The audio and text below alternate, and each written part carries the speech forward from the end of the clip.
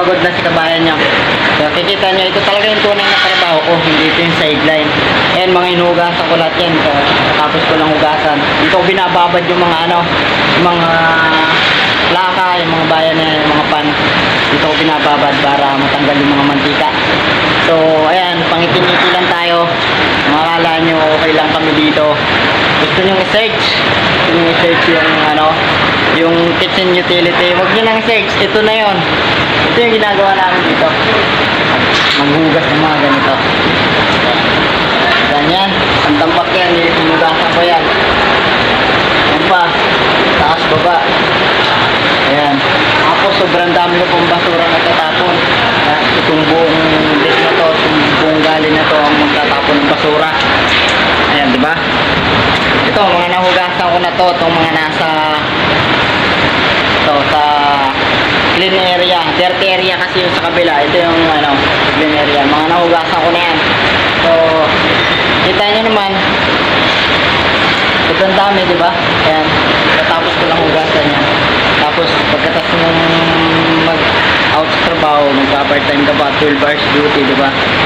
Magpa-part-time ka pa, may mga meeting pa, may mga drill pa. Ayan, hugasan ko pa yan. Ito, nilinista ko pa yung loob niya, ng area na yan.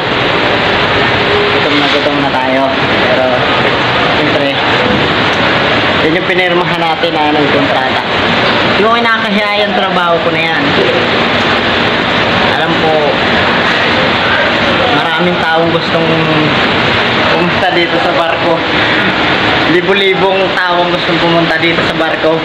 Tapos tayo nakachamba tayo, tapos ganito kahirap, tapos magnireklamo tayo. Huwag tayo magnireklamo kasi ang daming ibang lahi na gustong dito, magtrabaho sa barko, di ba? Kita nyo naman yan. Tambak na tambak yan. Pagila. Di ba? Yun. Ginisan ko pa tong area ko na to.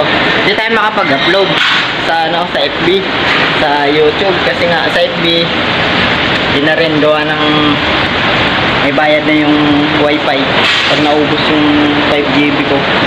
Wala na, 40 euro pabayaran, napakamahal. Ayun lang, update ko lang kayo. Huwag nyo nang i-search kung ano yung kitchen utility. Ito yung trabaho namin. Ayan, bagus.